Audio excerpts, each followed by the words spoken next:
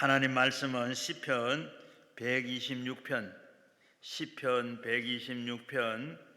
구약 성경 898면 구약 성경 898면 시편 126편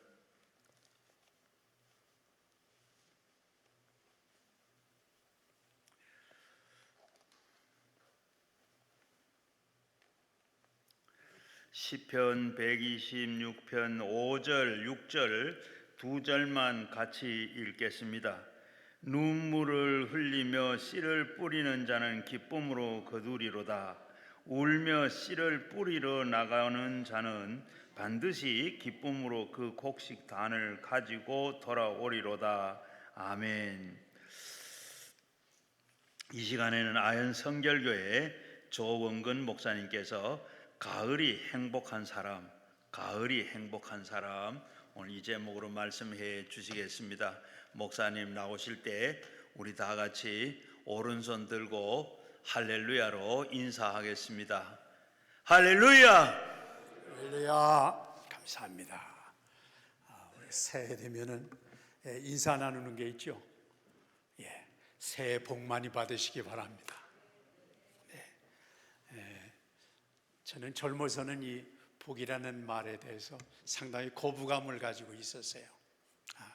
공짜만 바라는 거, 가만히 앉아가지고 공짜만 바라는 게 복 받는 게 아닐까, 그런 생각을 가져서 복 받는다고 하는 말에 대해서 좀 거부감이 있는 게 사실이었는데, 나이를 먹어가면서 가만히 보니까 이 모든 것이 복이다, 이런 생각을 가졌습니다. 가령 어떤 사람은 그래요. 나는 복 받은 거 없다, 열심히 자수성가해서 오늘에 이르렀다, 이렇게 얘기하는 사람도 있습니다.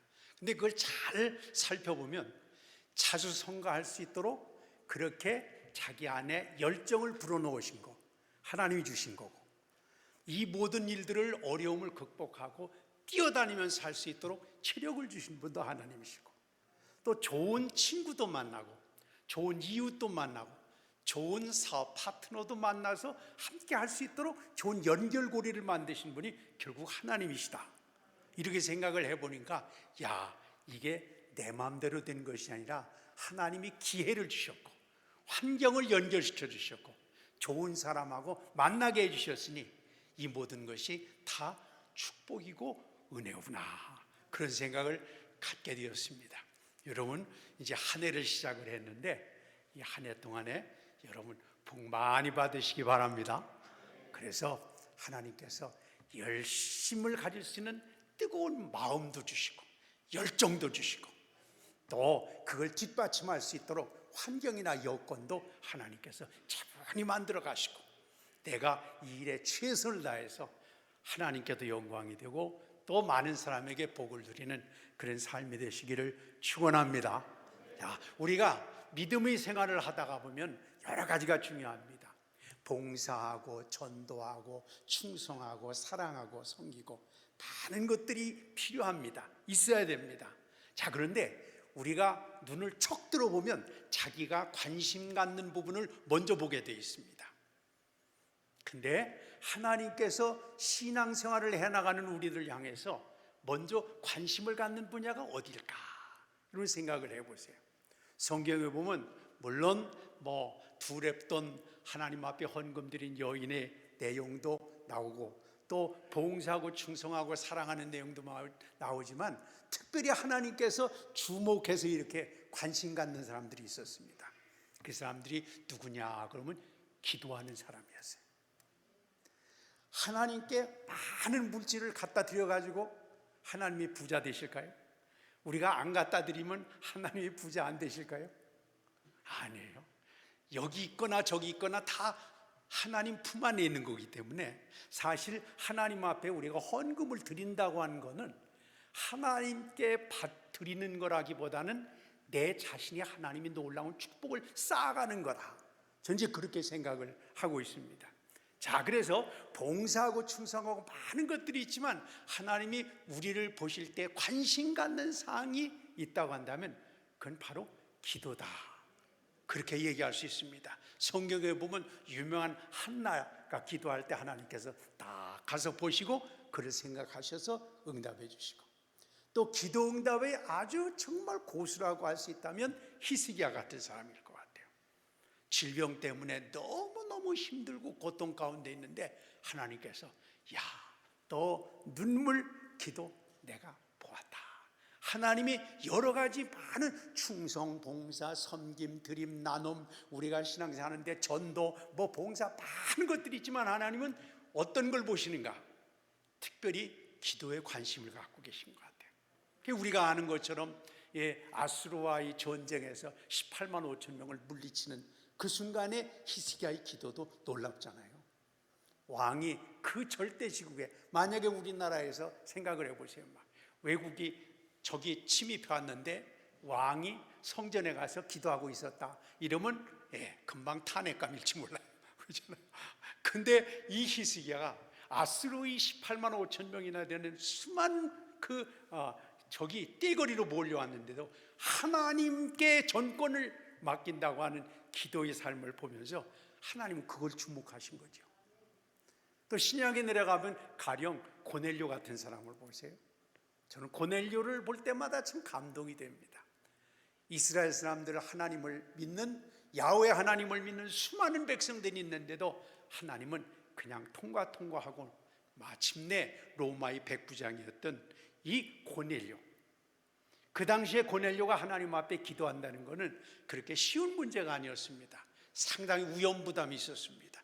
자기 목숨이나 자기 진로나 자기 위치가 완전히 망가질 수도 있는 상황이지만 하나님만을 의지한다는 강한 믿음을 갖고 주님 앞에 엎드릴 때 하나님은 그 잘난 바리새인들, 서기관들, 그 잘난 제사장들 젖혀놓고 로마의 백부장이었던 이 고넬료에게 주님은 주목하시고 찾아가셔서 응답해 주신 내용들을 우리가 보지 않습니까? 이 어렵고 힘든 시대에 하나님 마찬가지로 어디에 관심을 가지실까? 기도하는 사람한테 관심을 가지실 것 같아요. 왜냐하면 기도는 정말 모든 걸 하나님께 주권을 맡기는 거니까, 하나님이 주인 되심을 온전히 고백하는 거니까 하나님께서 귀한 것을 보실 텐데, 아마 이 저녁에도, 이 추운 저녁에 많은 사람들이 해외여행도 가고 놀러도 가고 그러는데 나는 하나님 기도의 동산에 와서 하나님만 바라보겠다, 주님만 집중하겠다. 하나님이 얼마나 기특하시겠어요? 하나님께서 얼마나 관심 가지시겠어요? 히스기야의 기도, 고넬료의 기도, 한나의 기도를 생각하시고 응답하신 하나님께서 이 저녁에도 보고 계실 줄 믿습니다.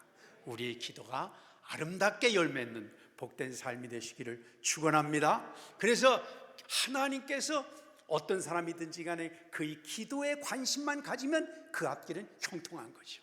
문제는 해결되는 거죠. 기쁨이 있고 간격이 있고 그 안에 간증거리가 있고 그 안에 하나님께 영광 돌릴 일이 많아질 줄 압니다. 오늘 이 시편 126편에 나와 있는 내용에도 보면 기쁨이란 말이 2번 나옵니다. 거둔다는 말이 계속해서 나옵니다. 정말 수확기에 모든 것들을 추수하고 거둘 때 기쁨으로 단을 거두는 것, 기쁨으로 수확을 할 수 있는 이것만큼 중요한 일이 없다는 생각을 갖습니다. 우리가 삶을 살아가면서도 그래요. 가령 어린 시절을 계절로 따지면 봄이라고 하고, 한참 작년이 여름이라고 한다면 이제는 노년쯤 거의 될 때는 아마 어쩌면 가을이라고 할 수 있을 겁니다.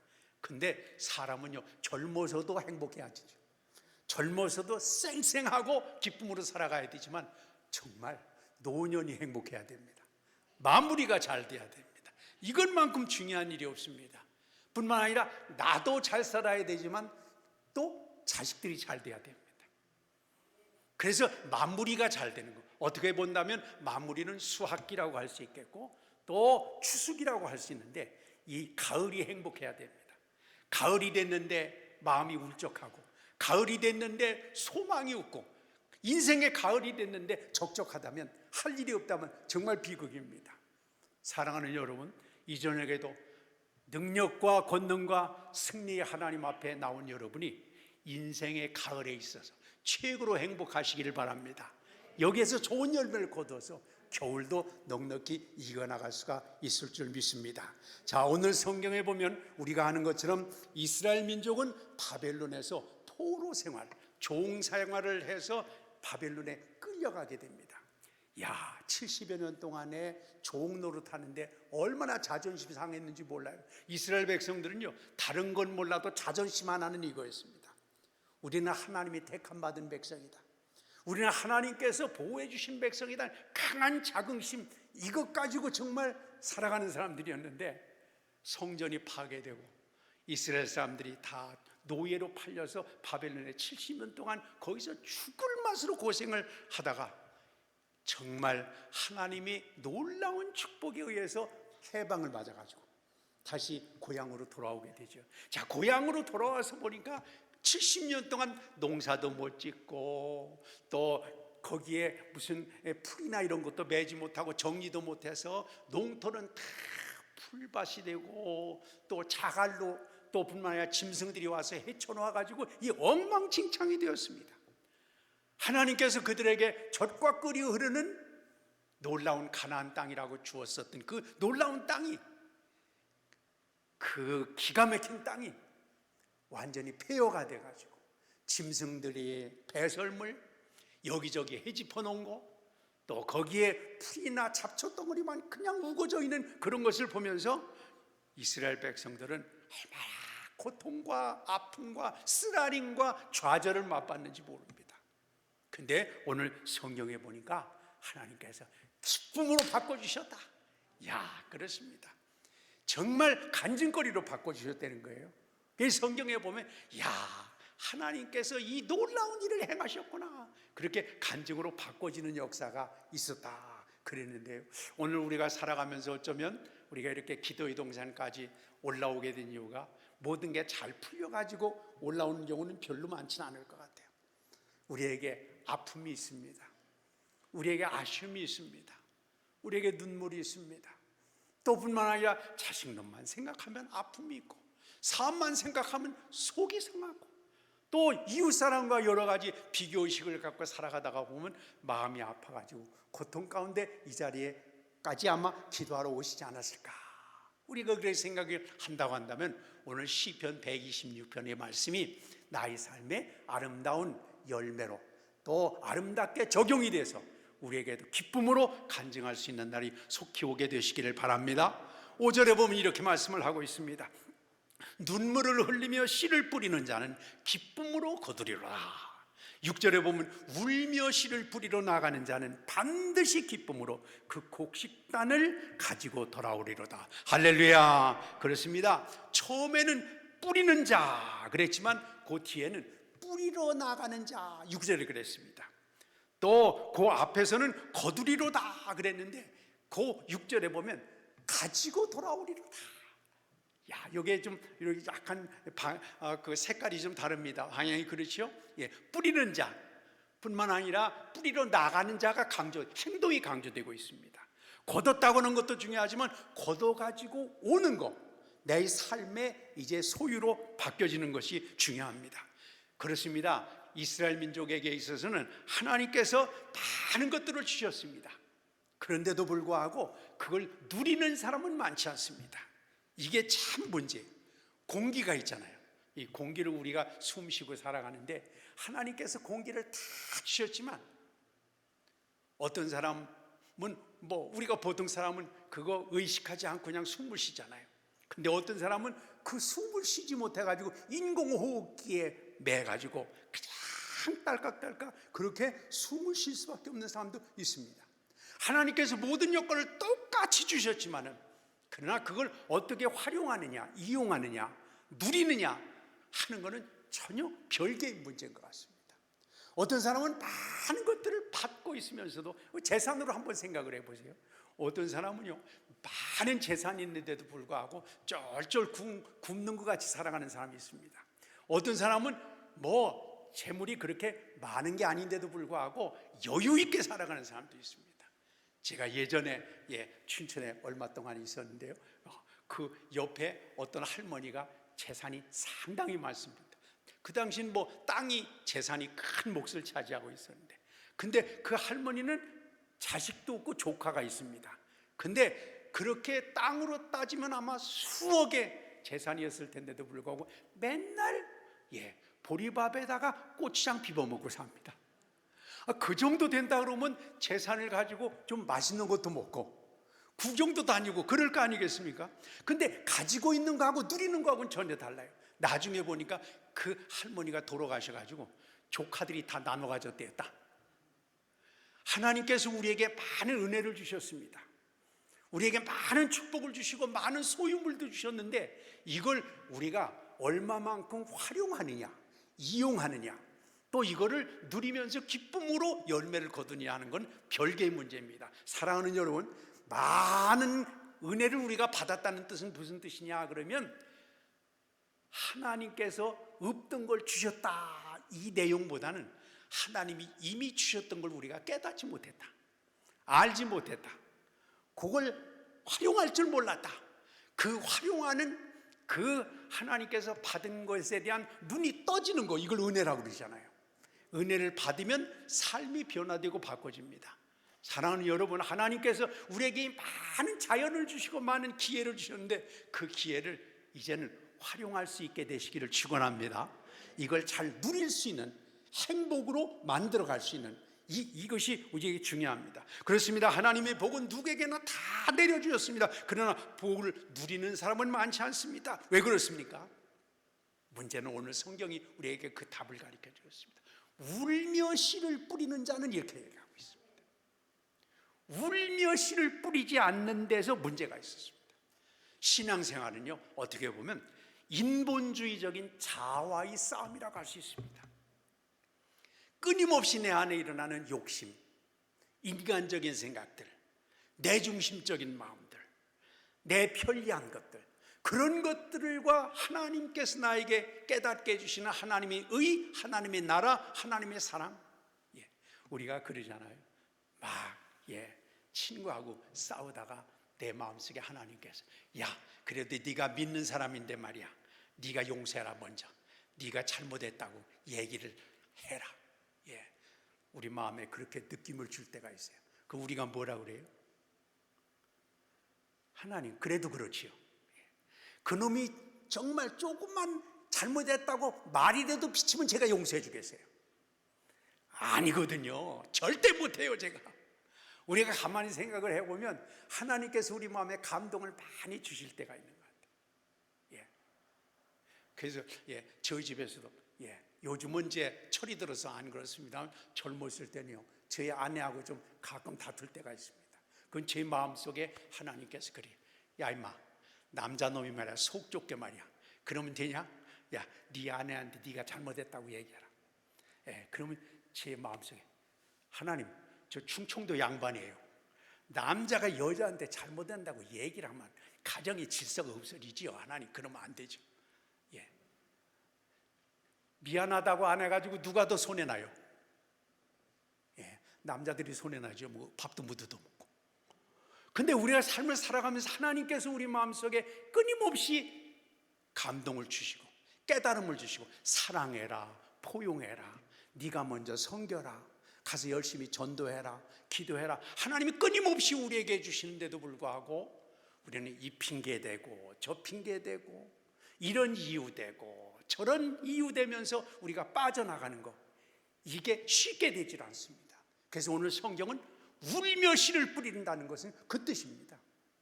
나를 이긴다고 하는 게 쉽지 않습니다. 자아를 극복한다는 게 쉽지 않습니다. 뿐만 아니라 죄악과 마귀와의 끊임없는 싸움입니다. 마귀는 달콤한 거 갖다 줍니다. 예수님을 시험할 때도 마찬가지로 쉬운 거 갖다 주고 달콤한 거 갖다 주고 빨리 할 수 있는 거 갖다 주고 편한 거 갖다 주면서 우리를 유혹하는데, 그래도 그건 아니지요. 우리 마음속에 끊임없이 주님이 찾아오셔서 깨닫게 해주실 때 눈물이 아니면, 땀이 아니면, 씨름하지 않으면 그걸 이길 수가 없습니다. 근데 우리는 쉽게 이것도 하나님이 주신 기회구나 생각해서 그냥 죄악으로 허물어질 때가 많이 있잖아요. 요즘에도 가만히 보면 얼마 전에도 무슨 장관의 청문회를 하는데 보니까 저는 그런 생각을 가지고 저렇게도 살아갈 수 있는 거구나. 편법을 활용하고 위법을 활용하고 사람들 권력을 사용해서 얼마나 많은 이권들을 뒤에서 챙겼는지 몰라요. 근데 그게 또 이번에 어떤 장관 후보자는 예수 잘 믿는다고 막 간증하며 다닌 어떤 여자분이 있습니다. 간증하며 다니면서 하나님이 할렐루야 사람들이 있는데 뒷구멍으로 다 해먹었어요. 그러니까 그때 보면은 아마 어떻게 보면 그랬을 거예요. 야, 이거 하나님이 주신 기회구나. 하는 사람이 하나님께서 아는 사람 붙여줘가지고 이거 이렇게 편법을 활용하게 했나 보다. 아니었죠. 마귀는 달콤한 것들을 우리에게 끊임없이 가져다 주면서 이건 하나님 주신 은혜야 기회야. 근데 한쪽에서는 하나님께서 우리 마음속에 그건 아니지, 그래도 그건 아니지, 떳떳하지 못한 거지. 하나님께서 끊임없이 우리에게 주실 때 그걸 이기는 데는 땀방울이 필요합니다. 씨름이 필요합니다. 저는 우리 신앙생활에 나가는 데 있어서 저도 마찬가지로 그겁니다만 우리가 너무 고민 없이 살아가는 것 같아요. 고민하지 않고 그냥 쉽게 편하게 그런 어떤 마귀가 주는 그런 달콤한 방법까지도 하나님이 주신 기회다 생각하고 그냥 거길로 빠져나가는 경우가 얼마나 많은지, 이게 우리에게 문제가 아니겠습니까? 여러분, 우리가 예수님이 그러셨잖아요. 십자가를 지고 나를 쫓으라. 여러분, 사실 우리가 기도하러 나오는데 십자가를 지기 위해서 기도하는 거예요? 하나님이 이 어려운 십자가 벗어주세요 하고 기도하는 거예요? 예? 예, 여기 계신 분들은 안 그럴 것 같아요. 근데 대개 10중 8부는 보니까 기도하는 내용이 하나님, 제 이 십자가 좀 벗겨주세요. 하나님, 제 이 십자가 좀 이 지긋지긋한 십자가 좀 벗겨주세요. 이것 때문에 기도하는 거지. 하나님, 필요하다면 제가 그걸 감당할 수 있는 힘을 주세요. 하나님께서 그 감당할 수 있는 능력을 주세요. 그렇게 기도하는 경우는 오늘 저녁에 기도하러 온 분들 빼놓고는 없어요. 대개는 다 피해갈 길, 다 그런 길들을 위해서 기도할 때가 얼마나 많이 있는지 모릅니다. 씨를 뿌린다는 건 쉽게 뿌릴 수 있는 게 아닙니다. 오늘 성경은 그래서 뭐냐면 눈물을 흘리며 씨를 뿌린다 이렇게 얘기했어요. 씨를 뿌리는 게 쉬운 문제가 아닙니다. 간단한 문제가 아닙니다. 씨 뿌린다는 건 말만 갖고 되는 게 아닙니다. 진한 땀방울, 이게 바로 울음이라고 할 수 있어요. 울며 씨를 뿌린다. 좀 땀방울을 흘리면서 고민 좀 해가면서 이걸 정말 몸부림을 좀 쳐가면서 이렇게 오늘 우리가 저녁에 와서 기도하는 것처럼 하나님 앞에 기도하면서 좀 이렇게 의식 있는 삶을 살아야, 무조건 편한 거, 쉬운 거, 나한테만 좋은 거, 나만 1등하는 거, 이런 것들에 대한 흐름만 잡지 말고 하나님의 의를 위해서 살아가려니까, 십자가를 지려니까 쉽지가 않습니다. 사실 그거 정말 울지 않으면 안 됩니다. 씨름하지만 않으면 안 됩니다. 그래서 오늘 성경에 보면 눈물은 타락한 인간과의 씨름을 얘기하는 것입니다. 추하고 냄새나고 연약하고 세상적인 나, 인간적인 나에게서 벗어나서 거룩하신 하나님 앞에 붙들리려고 하는 이 아픔, 이 슬픔, 이거 간단한 문제가 아닙니다. 여러분, 신앙생활을 하는 데 있어서 정말 전 그래서 기독교 신앙은요, 사실 만사형통이라는 말이 잘 안 어울릴 때가 많습니다. 씨름이 필요합니다. 십자가를 지는 게 필요합니다. 그래서 주님은 넓은 문으로 가라지 아니하고 좁은 문으로 가는 거죠. 그럴 때 하나님이 보장해 주시고, 그 열매라고 하는 것은 오늘 성경에 있는 것 같이 기쁨으로 단을 거둘 수 있는 놀라운 축복이 주어집니다. 그렇습니다. 신앙은 자아를 내려놓고 하나님 뜻에 순종하는 것이죠. 이게 쉽지 않아서 울음이 나오는 겁니다. 땀이 나오는 겁니다. 헉헉대는 것입니다. 왜 우리 신앙에 확신과 능력이 없습니까? 땀을 흘리지 않으려고 하기 때문에 그렇습니다. 쉬운 것만 찾아서 그냥 땜방하면서 살아가기 때문에 우리 삶에 능력이 없어진 거죠. 확신이 없어진 거죠. 왜 신앙이 성숙되지 못합니까? 우리가 아는 것처럼 가령 변이삭이 익으려고 하더라도 그때 악볕, 그 바람, 태풍, 그 엄청난 많은 시련을 통해서 열매가 익어가거든요. 성숙해 나가거든요. 근데 우리 신앙도 마찬가지입니다. 쉬운 것, 편한 것만 가는 것이 아니라 정말 하나님 앞에서 아픔도 뛰어나가면서 고통도 그걸 흡수해가면서 하나님 앞에 무릎으로 걸어가게 될 때 그 신앙의 인격이 성숙이 되고 익어가게 되고 좋은 향기를 내가게 되기 때문에 그렇습니다. 그렇습니다. 성숙하지 못한 이유는 바로 그겁니다. 울면서 씨름하려고 하지 아니하고 편안한 것만 쫓아가는 겁니다. 왜 우리에게 변화가 없을까요?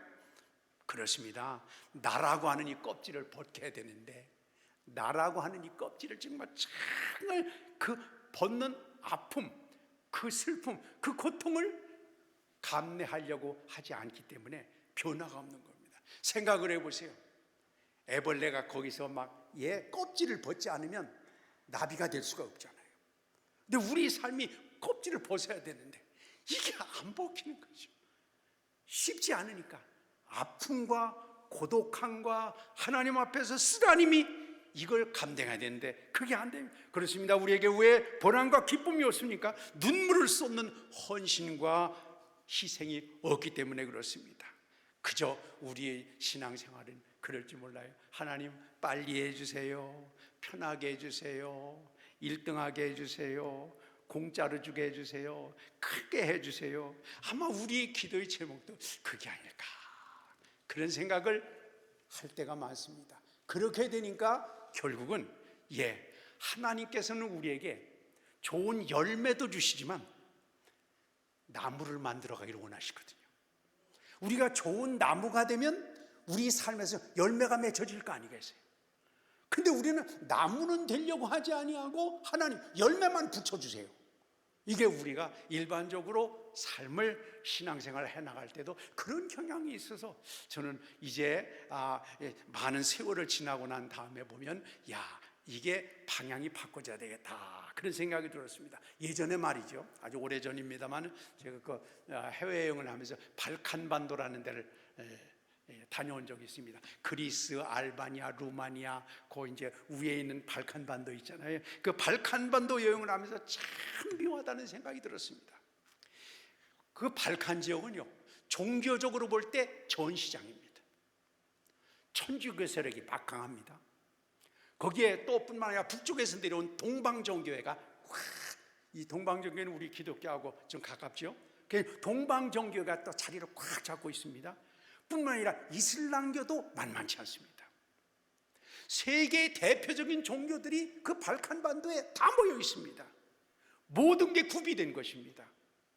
세계의 종교들이 다 거기에 집합되어 있다고 할 수 있습니다. 자, 생각을 해보세요.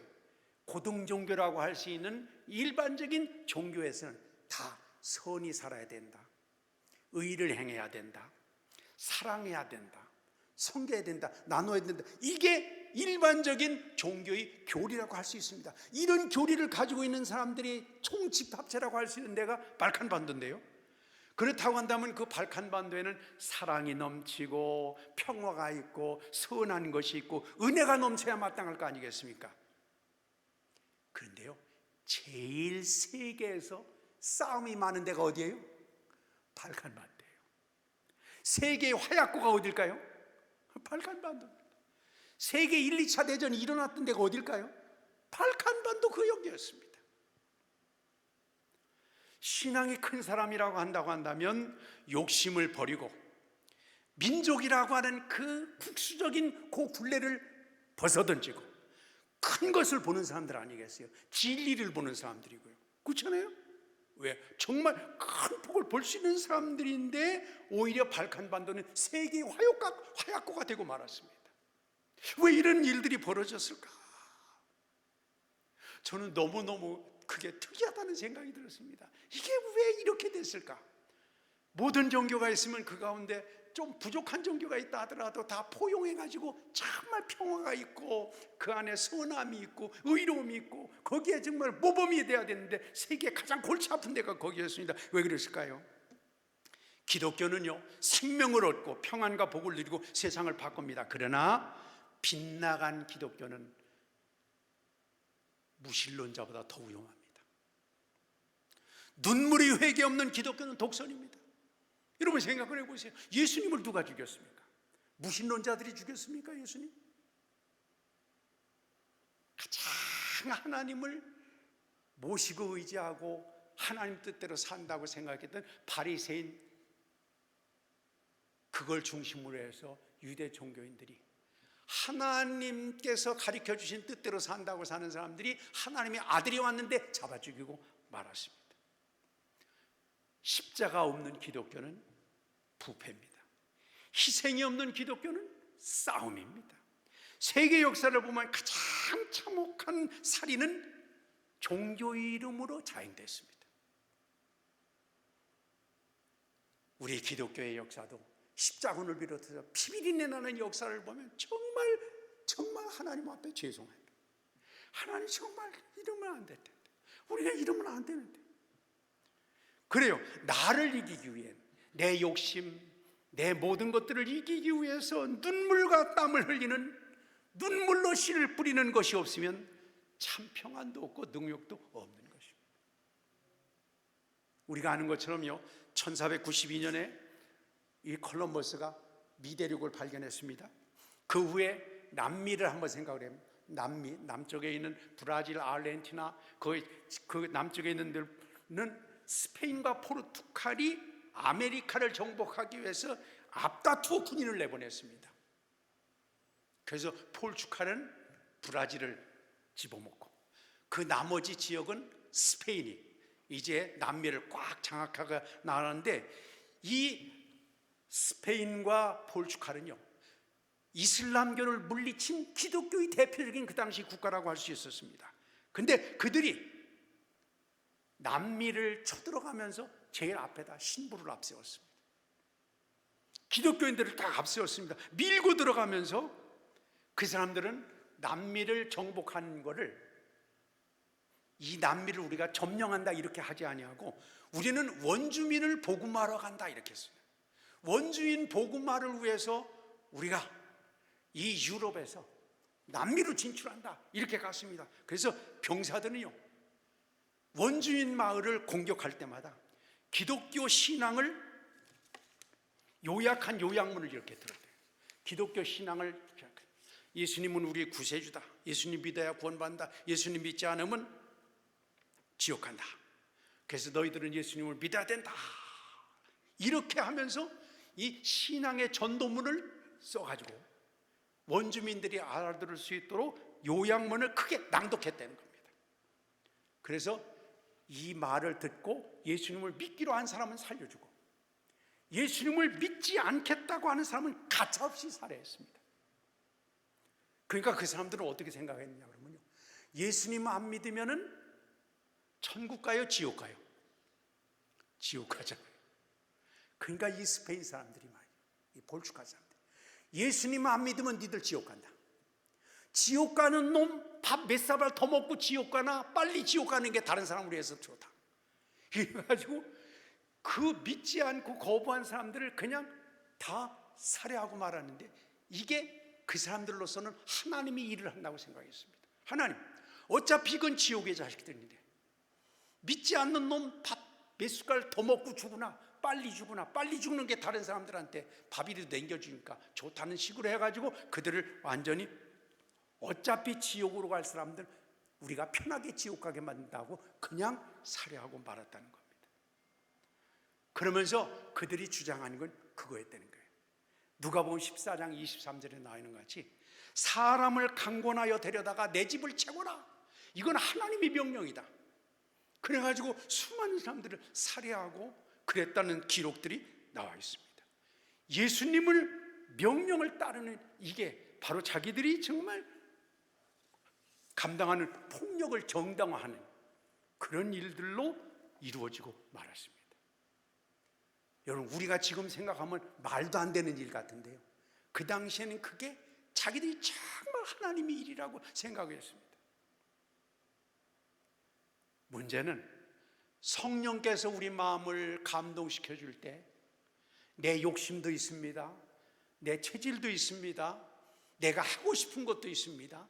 이거를 내려놓고 십자가에 못 박는 땀 흘리고 씨름하고 눈물로 씨름하는 이것이 없이 그냥 편한 거, 쉬운 거, 좋은 것만을 따라갈 때 이 문제는 해결이 안 되는 상황입니다. 여러분 아마 경험하신 분들이 있을 겁니다만, 물론 다 일률적으로 그렇다고 얘기할 수 있는 건 아닙니다만, 교회에서도 가만히 보면요, 교회를 막 분란 일으키고, 물론 잘못한 건 바로잡아야 됩니다. 근데 엉뚱한 거 가지고 막 해짓고 다니고 말 만들고 막 이러는 사람들이 10중 8구는 다 무엇을 위해서 그런다는 거예요? 교회를 위해서 그런다는 거예요. 이해가 안 되는 거예요. 지금 말씀드린 대로 잘못된 건 바로잡아야 됩니다. 근데 잘못된 게 아니라 일리 가도 되고 절로 가도 되는데, 교회가 이쪽으로 간다고 해서 왜 이쪽으로 가야 됩니까? 이쪽으로 가야지 하고 그렇게 문제를 일으키는 건, 이건 잘못된 거죠. 근데 이게 씨름하지 않는 데서 나오는 일입니다. 다 나 나름대로 하고 싶은 게 있습니다. 다 체질이 있습니다. 기질이 있습니다.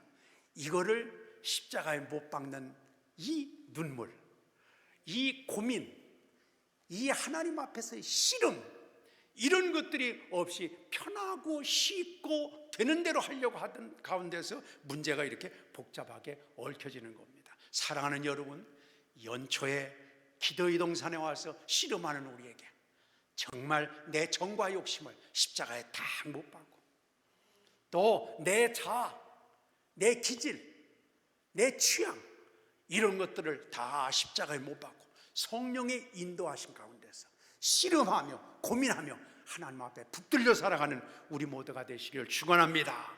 자, 예수님을 주인으로 믿는 성도라면 스데반 집사님이 그랬던 것처럼, 바나바가 그랬던 것처럼 선하고 용기 있고 정말 양보하고 섬기는 사람입니다. 저는 이 스데반 집사님 볼 때마다 참 그렇게 생각해요. 저는 성경을 읽으면서 늘 그런 생각을, 내가 스데반이었다면 어떻게 했을까? 예. 여러분이 만약 스데반이었다면, 주여 저들이 뭔지 모릅니다, 용서해 주시길 바랍니다 하고 그냥 죽겠어요? 보통 같아서 주여 저 인간들 벼락 좀 맞게 해주세요. 하나님 뜨거운 맛을 좀 보게 해주세요. 지금 무슨 짓을 하는지 저게 모르는데 정말 하나님이 시퍼렇게 살아계신 걸 증거를 해주세요. 예, 그러면서 막 침 튀기면서 기도를 해도 그랬을지 몰라요. 근데 스데반 집사님 그러잖아요. 그걸 자기가, 주님, 저들의 죄가 제가 무지했을 때 죄하고 똑같습니다. 그냥 제가 그걸 감당하겠습니다. 이게 될 건가요? 저도 교회에서 이렇게 섬기면서 이제 교회를 하다가 보면 무슨 문제가 일어날 때마다 꼭, 왜 저 인간은 저러지? 왜 저 사람은 저렇게 꼭 생각해가지고 교회를 저렇게 분란 일으키지? 이렇게 생각하는 거가 제 경우에도 10중 8구입니다. 내가 기도 더 못해서 그런 거야. 내가 더 사랑으로 품어야 되는데 못한 거야. 이렇게 생각할 때가 많지가 않아요, 사실은. 우리 연약함입니다. 지금도 생각해도, 내가 그때 목회 현장에 있을 때 더 내가 울어야 되는데, 더 내가 땀을 흘려야 되는데 그걸 내 못했구나 하는 그런 아쉬움이 있는 것도 사실입니다. 스데반 집사님 같은 분 보세요. 우리가 잘 아는 것처럼 말이죠. 사울이 회개했다고 다메섹에서 예수님을 만나고 난 다음에 획 돌이켜가지고 나 예수 믿는다 이러는데 다른 사람들이 다 뒤에서 쳐다보고 있습니다. 저놈이 무슨 꿍꿍이 속으로 저렇게 예수 믿는다고 획 돌이켜가지고 이제 우리 쪽에 와가지고 다 정보를 깨가지고 우리를 다 줄줄이 엮어가려고 하니까 저 나쁜 놈이야. 저놈 옆에 가면 절대로 안 돼. 다른 사람들이 다 배관시했습니다. 다 왕따 시켜놨습니다. 근데 스데반 집사님이 가가지고 사울의 손을 탁, 형제 잘했어. 그를 안디옥 교회에 데려오면서, 여러분, 이 형제가 문제 일으키면 제가 책임지겠습니다. 이 사람이 빚진 거 있으면 말하자면 내가 갚겠습니다. 정말 얼마나 그런지 몰라요. 처음에는 그 성경에도 보면요, 처음에는 이제 바나바가 그 당시에는 상당히 지도자적인 위치에 있었거든요. 그래서 바나바가 성경을 보면 바나바와 사울 이렇게 성경이 나오는데 13장 뒤에 나가서 보면 이제 바울과 바나바 이렇게 나옵니다. 기분 나쁠 것 같아요. 그렇잖아요. 내가 그래도 안디옥교회 주인 역할을 하는데 말이야, 새파란 저 굴러온 돌이 말이야, 앉아있는 돌을 그냥 찍어내? 저거 나쁜, 야, 내 이름 먼저 써줘, 이랬을 것 같아요. 저 같았으면 말이죠. 근데 전혀 그러지 않은 거예요. 하나님이 일이 된다면 우리 사울 형제를 앞장 세워주세요. 이 사람 문제가 있으면 제가 빚을 갚겠습니다. 이게 쉽게 되는 문제가, 바보가 아닌다는 쉽게 되는 문제가 아닙니다. 그러나 이건 옳은 길입니다. 이 일을 위해서 얼마나 많이 바나바가 씨름했는지 모릅니다. 스테반 집사님이 얼마나 하나님 앞에 씨름했겠어요.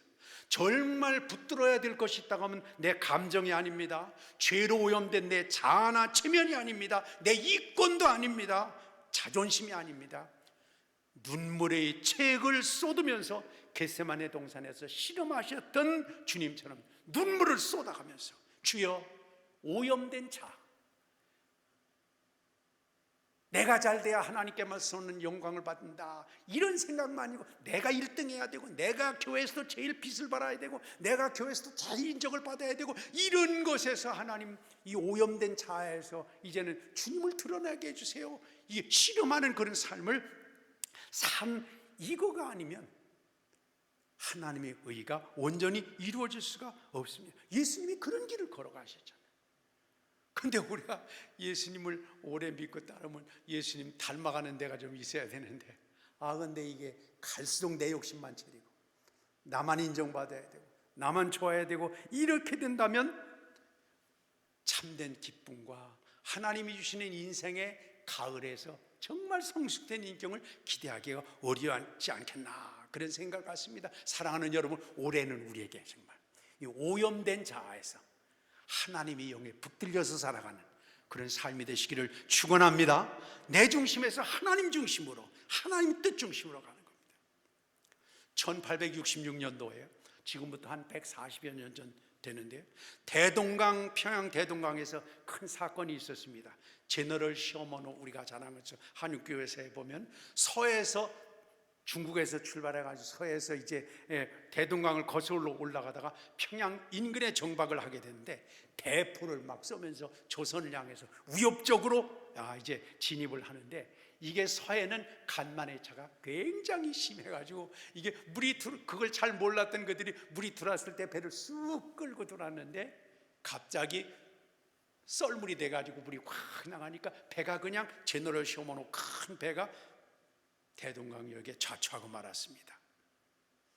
이때 다 관군이 와가지고 막 불화살을 쏘고 그래가지고는 결국 배가 막 불에 이제 불타게 되었다는 거예요. 그래서 배에서 살려고 뛰어내리고 그런데 거기에 토마스 목사가 이제 배를 타고 들어왔었는데요, 이 혼자 그 배 안에서 막 기도하다가 이제는 마지막으로 어떡할 수 없어가지고 성경을 안고 배에서 뛰어내렸다는 얘기가 있습니다. 그러면서 자기가 가져왔던 성경을 막 뿌려가면서 예수, 그 당시에는 이제 야소라고 그랬죠.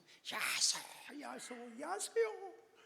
이 땅을 하나님 복음화 시켜달라고 기도하면서 그냥 뛰어내렸는데, 이 토마스 목사의 옷에도 불이 붙고 머리카락도 막 타기 시작을 했는데, 그냥 물에 뛰어드는 바람에 그래도 살게 되었다고 합니다. 결국 그냥 이 토마스 목사도 붙잡혀가지고 관가에서 신문을 받고 나서는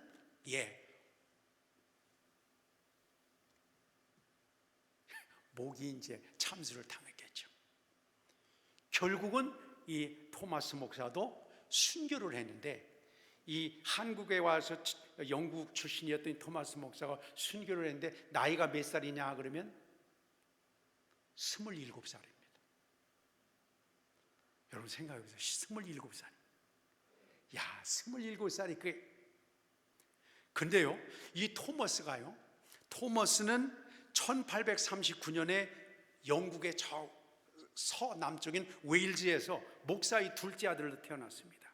실력이 대단해가지고요, 21살에 신학교를 졸업하기도 전에 담임 목사로 청빙을 받아가지고 이 토마스가 설교를 하는데 그렇게 은혜롭게 설교를 할 수가 없었다는 겁니다. 근데 이 잉글랜드 영어하고 웨일즈 지방은 또 웨일즈 사투리가 강한 웨일즈어가 있었대요. 영어와 웨일즈어, 그리고 프랑스어, 독일어, 포르투갈어, 스페인어, 이탈리아어, 러시아어를 그냥 웬만큼 그냥 소통할 수 있을 정도로 대단한 재능이 있었다는 거예요. 그리고 고전어인 라틴어, 히브리어, 헬라어도 뛰어난 재능을 보였는데, 중국에 이제 선교사로 와가지고 중국에 있는 북경어, 그리고 상하이 언어, 그리고 조선어도 열심히 배우게 되었답니다. 그런데요, 이 영국에서 이제 중국으로 이렇게 선교사로 오면서 이 토마스 목사는요, 캐롤라인 고드페리라고 하는 여인하고 혼인을 해서 영국에서 2달도 안 됐는데 배를 타고 동양으로 이제 선교사로 오게 된 겁니다. 근데 결혼한 지 2달도 안 돼 가지고 배를 타고 막 여러 달 걸려서 왔겠죠. 와서 이제 중국에 왔는데, 아내는 그 열악한 중국의 그 좋지 않은 환경에 막 씨름하다가 애를 임신했는데, 그 임신한 애가 유산이 됐습니다. 유산이 돼가지고 애가 사산을 하고 말았는데, 그 후유증으로 해서 이 캐롤라인 고드페리도 얼마 후에 죽고 말았습니다. 혼인 10개월의 신혼의 꿈에 아직도 젖었어야 할 한 젊은이가 온 천지가 무너지는 경험을 하게 된 거예요. 그렇게 실력 있고 장래가 촉망되고, 영국에서도 그냥 좋은 교회에서 청빙을 받았는데도 불구하고 동양에서 나를 부른다고 하는 그 사명감을 가지고 결혼한 지 2달밖에 없는 새파란 신부를 데리고 그 몇 달 동안을 배를 타고 중국까지 오게 된 거예요. 근데요, 그 아내인 캐롤라인 고드페리는 웨일즈 지방에서 최고 갑부의 집의 딸이었다는 거예요. 그래서 너무너무 부유한 집이었는데, 그 웨일즈의 영주가 쓰던 궁궐과 같은 집, 그걸 자택으로 사용하는 아버지의 딸로서 이제 이 캐롤라인 고드페리가 태어났는데, 영국에만 있으면 하녀가 모든 걸 다 챙겨주고 걱정할 것이 없이 그렇게 살아갈 수 있는, 하녀가 다 해결해 주는, 그런데도 불구하고 하나님께서 우리를 동양으로 부른다. 그래서 결혼 2개월 만에 그 신부를 데리고 오게 됐는데, 자, 생각을 해보세요. 영국에서만 있어도 이렇게 하녀를 두고 살아갈 수 있는 걱정 없었던 아내를 먼 이국 땅에 와서, 하나님, 제가 이렇게 하나님이 불러주셨습니다. 아내는 지켜줘야 될 거 아닙니까? 아내를 못 지키면 아내 뱃속에 있던 애라도 살려줘야 될 거 아니겠습니까? 그렇게 아내와 뱃속에 있던 죄를 쓸쓸하게 죽음으로 내몰아야 했던 그 토마스 목사의 그 생각을 한번 해보세요. 누가 그 죽음을 어리석은 죽음이라고 평가절하할 수가 있겠습니까? 그것도 27살의 나이에 처참하게 그도 비극적으로 생을 마감하게 되었습니다. 결국은 우리가 아는 것처럼 이 토마스 목사의 순교의 피는 하나님을 향한 사랑의 고백이었습니다. 우리도 그런 것 같아요.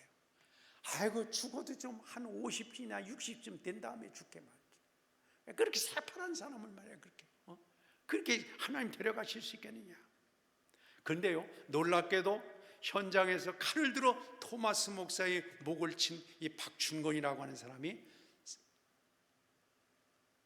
한참 후에 사무엘 마펫이라고 하는 선교사의 전도를 받고 회개해가지고 신앙생활을 해서 안주교회 영수, 오늘날 장로 비슷한 이 영수의 직으로 이제 교회를 섬기다가 나중에 평양교회의 장로가 되었다고 하는 그런 기록이 나와 있습니다. 그의 조카 이영태라는 사람은 예수를 믿어가지고 그 영향으로 말미암아 우리가 예전에 쓰던 개혁성경, 개역성경의 약 3분의 1을 번역하는데 중요한 역할을 했다고 하는 그런 내용이 전해지고 있습니다. 그렇습니다. 우리가 생각하면 너무 안타까운 것 같아요. 생각을 해보세요. 스데반 집사님도 어떻게 보면 우리가 사도행전에 보면 스데반 집사님의 설교가 대단합니다. 사도들보다 집사가 설교를 더 잘해요. 역사적인 걸 쫙 꿰뚫어가지고 복음적인 내용을 설교하는데, 근데 하나님이 왜 다른 사람들 그냥 놔두고 정말 실력 있는, 정말 괜찮은 스데반 집사님을 먼저 데려갔을까? 우리가 생각을 해볼 때 그런 것 같아요. 근데 하나님께서 그걸 통해서 사람들에게 고민이 깊어지도록, 하나님 앞에 정말 왜 그랬는가 하는 것을 씨름할 수 있는 기회를 주신 거라고 봅니다. 저는 이 토마스 목사도 마찬가지인 것 같아요. 하나님 왜 하필이면 그렇게 얼마 안 되는 그 젊은 사람 27이라면 정말 정말 얼마나 새파란 거예요. 그럴 때 하나님께서 그냥 그거 하나 지켜주시지 않았나? 그걸 통해서 우리가 하나님의 뜻을 좀 씨름하도록, 고민을 하도록, 하나님이 이렇게 정말 눈물로 씨를 뿌리는 사람에게 하나님은 그 씨앗이 얼마만큼 장대해져 나가는가 하는 것을 우리 대한민국을 통해서 보여주시지 않았습니까? 그래서 우리나라가 이렇게 복음화된 걸 정말 신기하고도 신기하잖아요. 지금 복음이 들어온 지 한 140년밖에 안 됐는데 이렇게 많은 사람들이 하나님 앞에 돌아와서 믿음으로 살아가는 이 축복의 열매가 그냥 주어진 게 아니지 않습니까? 하나님께서 우리에게 그런 마음을 주셨습니다. 믿음의 마음도 주시고, 기도할, 오늘 또 여러분 여기까지 오시게 된 게 정말 하나님 우리를 사랑하셔서 기도할 마음을 주신 것 같아요. 그냥 집에서 쉴 시간, 여행 갈 시간에, 다 놀러 갈 시간에, 근데 나는 기도하고 싶다, 기도해야 되겠다, 그렇게 하나님께서 마음을 주셨잖아요. 아마 씨름하면서 여기까지 오신 거예요. 어떤 사람 이제 두 분이 오면서 나는 일리 가자 저리 가자 하면서 왔는지도 몰라요. 그러나 하나님께서 울며 씨를 뿌리는 사람, 편안한 게 씨를 뿌리는 게 아닙니다. 울며 땀을 흘려 씨를 뿌리는 사람에게 기쁨으로 단을 거두게 해줄 줄 믿습니다. 그렇습니다. 하나님께서 우리에게 평범한 기회를 주시지만 그걸 씨름하게 만듭니다. 이런 얘기가 있습니다. 신앙생활에 아주 열심인 사람이 꿈을 꾸었는데 자기 동네에 큰 슈퍼마켓이 하나 생기게 됐는데 그야말로 놀라운 마켓이 생겼다고 해서 찾아가 보게 됐습니다. 이야, 정말 우리 동네 모든 걸 파는 마켓이 생겼다는데 한번 가봐야 되겠다. 마켓에 들어가자마자 이 사람이 깜짝 놀랐습니다. 그 마켓의 주인을 보는 순간에 깜짝 놀랐는데 자세히 보니까 자기가 그렇게 믿던 신, 자기가 그렇게 기도하던 대상의 신이 그 마켓의 주인인 거예요. 너무너무 반가워가지고 신이셔, 이 가게에서 모든 걸 다 파고 줍니까? 아, 다 준다, 다 판다. 뭐든지 다 주십니까? 그럼 준다. 그럼 신이시여, 이제까지 제가 제일 기도하던 거, 건강, 아름다움, 명예, 또 재물, 하나님 이거 다 몽땅 주시길 바랍니다. 있는 재산 다 털어놓을 테니까 하나님 이거 다 주시기 바랍니다. 신이여, 이렇게 요청을 했는데요, 그 신이 빙그레 웃으면서 그랬더니, 얘야, 내가 너한테 다 주겠다.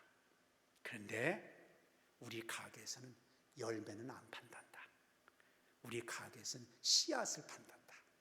내가 씨앗을 너한테 줄 텐데 그 씨앗을 갖다가 너희 텃밭에 열심히 심으면 그 씨앗이 싹이 나고 자라서 너에게 아름다움도 주고 명예도 주고 재물도 주고 다 줄 것이다.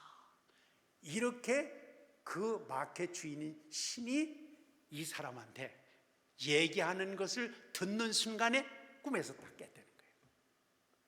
그래서 이 사람이 크게 깨달음을 누리게 됐다는 거예요. 하나님은 우리에게 열매를 주시는 것이 아니라 말씀의 씨앗을 주십니다. 하나님께서 우리에게 깨달음의 씨앗을 주십니다. 이걸 가정에서 심고, 삶의 현장에서 심고, 기도로 심고, 믿음으로 심을 수 있도록 하나님께서 우리에게 이 저녁에도 씨앗을 주시는 줄 믿습니다. 하나님께서 내 마음속에 감동을 주시고 깨달음을 주시고 인도하실 때 하나님께서 주신 그 씨앗을, 하나님은 열매를 주시는 것이 아니라 씨앗을 주시는구나. 성경에도 보세요. 하나님께서는 이스라엘 백성들을요, 애굽에서 젖과 꿀이 흐르는 가나안 땅으로 이스라엘 민족을 데려간다 그랬습니다. 근데 참 저는 그런 생각을 가졌어요. 이스라엘 백성들이 거기에 무슨 고속도로가, 가나안 땅에 갈 고속도로가 있습니까? 아니면 자동차가 있습니까? 아니면 비행기가 있으니까 뭐가 있습니까? 정말 오합지졸들, 어린애들, 노인들 그 많은데, 하나님이 은혜로운 하나님이면 니들 좀 고생하면서 걸어가라 이래야 돼요? 아니면 그냥 후룩 불어가지고 그냥 댐에다가 가나안 땅에 번쩍 들어다가 가나안 땅에 탁 내려주시면 얼마나 좋겠어요. 그거 못하실 분이 아니잖아요. 근데 하나님은 그렇게 안 하십니다. 너희들이 믿음으로 도전해서 믿음으로 내 말씀에 씨앗을 줄 테니까 그 씨앗을 심어가면서 믿음으로 걸어가라. 그래야 너희들도 인격적으로 성숙하고 믿음이 그릇을 만들어가고 좋은 믿음이 나무가 돼서 이후에다도 열매를 맺을 수 있도록 해주신다는 겁니다.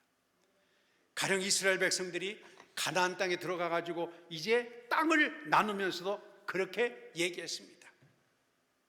이스라엘 백성들, 우리에게 땅을 주세요. 이 가나안 땅이 이제 우리에게 웬만큼 정복했으니까 우리 땅을 주세요. 그럴 때 여호수아가, 그래 므낫세 지파, 또 에브라임 지파, 말하자면 이렇게 여러 지파들마다 땅을 그냥 떼준 게 아니라 하나님께서 주시는 뜻을 통해서 여호수아는 명령했습니다. 너희들이 열심히 발로 다녀가면서 너희들이 좋다고 생각하는 땅을 그려가지고 와라. 가만히 앉아서 그리지 말고, 꿈속에서 그리지 말고, 생각으로 그리지 말고 직접 발로 다니면서 좋은 땅을 그려가지고 너희 모든 지파들이 그린 걸 가지고 내게로 오면 그걸 기초로 해서 제비를 뽑아서 나눠주겠다. 하나님은, 우리는 그런 생각, 하나님이여 날마다 기적을 보여주시옵소서. 그 기적이라는 게 뭐예요? 제일 좋아하는 것 가운데 하나가 오병이어 기적이죠. 그렇죠? 하나님, 저는요 돈이 없어서 헌금 못해요. 그러니까 그냥 보리떡 몇 개 하고 물고기 몇 개만 헌금할 테니까 나머지는 뻥튀기 해주세요. 우리가 그렇게 할 때 많잖아요. 하나님은 그렇게 원하시나는, 그럼 우리한테 그럴 것 같아. 임마, 너도 말이야, 내가 너한테 주는 축복도 그럼 뻥튀기를 해서 줄래? 껍데기만 주고? 이러면 이게 큰 문제가 되지 않겠습니까? 그렇습니다. 하나님께서 우리에게 주시는 그 삶을 주님은 그냥 뻥튀기로 하는 게 아니라 너희들이 울며 씨를 뿌림으로 해서 그 열매의 의미가 무엇이고 그것이 우리에게 얼마나 축복인지 하는 것들을 느끼고 경험하고 보람을 갖고, 아까 말씀드린 대로 그래서 좋은 신앙의 나무가 돼서 이제는 필요할 때마다 열매를 그 나무에서 맺을 수 있도록 주님께서 그런 은혜의 기회를 주십니다. 가을이 행복하기 위해서 가만히 앉아서 있어가지고는 안 됩니다. 하나님께서 주신 놀라운 삶을 투자해야 됩니다. 저는 조금 아쉬움이 좀 있어요. 여러분, 유명한 기도 응답의 최고의 명장은 누굽니까? 근래 역사예요. 조지 뮬러라는 사람 들어보셨죠? 조지 뮬러가요 아무것도 없는데 숟가락 몇 개 가지고 몇 명의 고아를 키워냈다는 거예요. 10,000명의 고아를 키워냈대요. 근데 저는 좀 가끔 그 생각을 할 때마다 좀 걱정이 돼요. 하나님께서 먹을 걸 다 챙겨주시고 이끌어주시고, 가령 예를 하나 들면 이런 거였습니다. 하나님, 우리 지금 고아가 200명 있는데 주여, 아침에 먹을 빵이 없습니다. 열심히 기도했는데 아침 10시쯤 돼가지고 빵을 실은 트럭이 왔습니다. 그래, 이거 왜 우리한테 가져왔느냐 그랬더니, 말하자면 어떤 A라고 하는 회사가 소풍 간다고 해서 빵을 200개 신청을 했는데 날씨가 비바람이 오는 바람에 소풍이 취소돼 가지고 빵이 쓸데없어 가지고 가져왔다. 그런 식의 간증이 상당히 많습니다. 근데 저는 그러면서 그런 생각을 가져봤어요. 야, 거기서 자라는 어린이들이 열심히 하나님 앞에 땀을 흘려서 믿음으로 삶을 갖고 가려고 했을까? 아니면 필요하면 그냥 무조건 앉아서 기도해가지고, 주님, 옆에 회사 망해가지고 폐품 처리할 거 없으면 우리한테 갖다 주세요. 옆에 사람 망해가지고 먹을 거 없어서 곰팡이 나가지고 유통기한 지난 거 하나님 우리 갖다 주세요. 그런 식으로만 세상을 살아간다 한다면 이거 심각한 문제가 있지 않겠나 이 생각이 들었습니다. 하나님은 우리가 씨름하기를 원하시는데 그 씨름이라고 하는 것도 정말 하나님 앞에서 의를 심는 것입니다. 저는 제가 섬기는 이제 은퇴를 했습니다만 제가 섬기는 교회가 한 110년 지금 112년인가 이렇게 됐는데요. 많은 분들이 나름의 신앙생활을 하다가 주님께로 가셨습니다. 근데 그분들을 둘로 나눌 수 있는 것 같아요. 많은 분들이 아름답고 덕스럽고 겸손하게 주님을 섬기고 교회를 섬기다가 가신 분들이 많이 있습니다. 그 자녀들을 보면서 저는 그런 생각을 가져요. 야, 저 사람들은 어머니가 심어놓은 것을 거두면서 먹고 사는구나. 어머니가 열심히 충성하고 기도하고 섬기던 열매를 자녀들이 저렇게 정말 그 열매를 먹고 산다. 이런 사람들이 여럿 있습니다. 자녀들이 좀 부족해도요, 성경에 보면요, 다윗이 자녀들이 있잖아요. 다윗의 자녀들이 아주 문제가 많은 자녀들이 많습니다. 대대손손. 근데 성경에 보면 다윗을 위해서, 할아버지 다윗을 위해서, 멧돼지 할아버지 다윗을 위해서 그 왕들을 용서하시고 기회를 더 주었다. 그런 내용들이 성경에 보면 쭉 나와 있습니다. 근데 이렇게 열심히 충성한 사람들의 자녀들이 그 충성과 기도와 섬김의 열매를 먹는 경우들을 많이 보았습니다.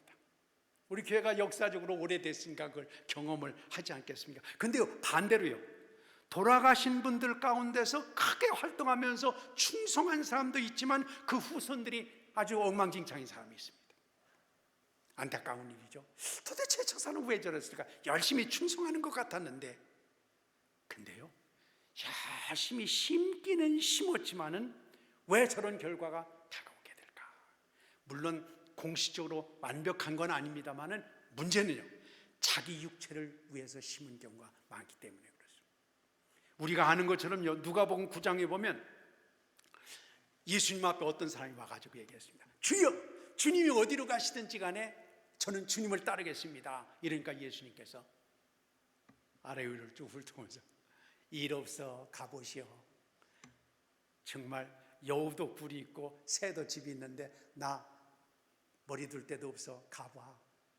보냈습니다. 근데 그 뒤에 9장 56절 60절에 보면요, 어떤 사람이 이렇게 얘기합니다. 예수님, 선생님, 아버님이 돌아가셨다는데 장례 치르고 와야 되겠어요? 그러니까 예수님께서 일 없어. 죽은 사람은 죽은 사람한테 장례 치르라고 해. 너는 날 그냥 따라. 어떤 사람은 오겠다는데도 불구하고 가라고 한 사람이 있고, 어떤 교회는 가겠다는데도 불구하고 주님은 막아섰습니다. 너는 네 길이 있다. 가만히 보면 주님이 보시는 눈이 다 다른 것 같아요. 하나님께서 우리 삶을 어떻게 눈물을 뿌리면서 하나님 앞에 붙들려 살아갈 수 있겠는가 하는 그걸 바라보면서 어떤 사람은 자기 이속과 이권을 위해서 예수님 앞에 기대려고 할 때 주님은 가라 말씀하시고, 그러나 그 속이, 방향이 주님 향해서 씨름하고 믿음으로 걸어가는 사람의 경우에는 문제가 있다고 하더라도 오히려 그걸 차단하고 예수님께서 이끌어 주시는 그 놀라운 일들을 우리가 바라봅니다. 사랑하는 여러분, 올 한 해 동안은 쉽게 얻으려고 하는 것, 그렇게 하지 아니하고 정말 씨름하면서 눈물로 믿음의 길을 걸어가는 우리 모두가 되시기를 바랍니다. 여러분 생각해 보세요. 이제 한참 남았습니다만 전 늘 그 생각만 할 때마다 도전이 됩니다. 생각을 해보세요. 수학능력고사를 보는 자녀들을 한번 생각해 보세요. 수학능력고사를 10점만 올리려고 하더라도 과외도 해야 됩니다. 코피 쏟아가면서 공부해야 됩니다. 뭐 정말 여행 이런 거 생각도 못하고 그냥 죽었다 생각하고 그렇게 파도 수학 능력 10점 올리기가 어렵습니다. 근데 여러분, 우리가 하나님 앞에서 살아가는데 얼렁뚱땅 그냥 쉽게 하고 그냥 눈도 감고 이래가지고 복을 받는데 그 복이 진짜 복이겠어요? 생각을 해보세요. 올 한 해 동안은 오늘 여기 있는 것처럼 주님, 제가 기도를 해도 설렁설렁하지 않겠습니다. 눈물로 기도의 씨를 뿌리겠습니다. 하나님, 제가 하나님 앞에 충성을 해도 편한 대로 하고 싶은 대로 하는 것이 아니라 인내하면서 믿음으로 걸어가겠습니다. 씨름하면서 울며 씨를 뿌리겠습니다. 그래서 올 한 해 동안은 우리가 하나님께로부터 받는 그런 삶이 정말 껍데기가 아니라 설렁설렁하는 것이 아니라 하나님께서 주시는 은혜의 길을 걸어가게 되시기를 축원합니다. 그렇습니다. 성경에 보면 인내로 하나님 앞에 씨를 뿌린 사람이 있어요. 우리가 아는 것처럼 요셉 같은 사람을 보세요. 하나님께서 꿈을 주셨습니다. 비전을 주셨습니다. 환상을 주셨습니다. 17살에 주셨는데 10년 지나고 15년이 지났는데도 깜깜소식으로 일은 꼬이고 더 고통 가운데 주저앉았습니다. 그러고 나서 30살이 돼서야 하나님은 그의 앞길을 열어주셨습니다. 다윗도 마찬가지입니다. 보통 우리가 볼 때 다윗이 이 사무엘로부터 기름 부음을 받은 게 한 15살 정도로 봅니다. 근데 30살이 돼서야 다윗이 왕위에 오르게 되었습니다. 하나님께서 기회를 주셨다고 하는데 사울의 압박은 더 심해집니다. 고통은 더 많아집니다. 하나님을 좋은 그릇을 만들기 위해서, 씨름하게 만들기 위해서, 좋은 나무로 만들기 위해서 그를 하나님께서 갖고 가시다가 마침내 때가 되면 하나님이 놀라운 역사를 이루어 주셨습니다. 사랑하는 여러분, 기도하고 인내하고 섬기고 또 뿐만 아니라 착한 마음을 가지고 열심히 심어서 올 한 해 동안은 우리 삶에 오늘 126편의 이 기자의 그런 고백과 같이 정말 신바람 나는 아름다운 간증 있는 복된 삶을 살아가는 우리 모두가 되시기를 축원합니다. 기도하시겠습니다. 오늘 말씀을 기억하면서 우리가 성숙되지 못한 것, 우리가 정말 좋은 열매를 맺지 못한 것, 이게 바로 설렁설렁한 것, 쉬운 것, 빨리 쇼부를 보려고 그러는 거 말하자면 이런 것 때문에 온 이유가 아닐까. 주여, 이제는 눈물을 흘리면서 땀을 흘리면서 믿음의 길을 걸어가게 해 주시옵소서. 그래서 마침내 인생의 가을에서 모든 걸 수확할 그때에 기쁨으로 단을 거둘 수 있는 믿음의 길을 걸어가게 해 주시옵소서. 오늘 말씀을 생각하면서 주여 3번 간절히 부르고 하나님 앞에 기도하겠습니다. 주여.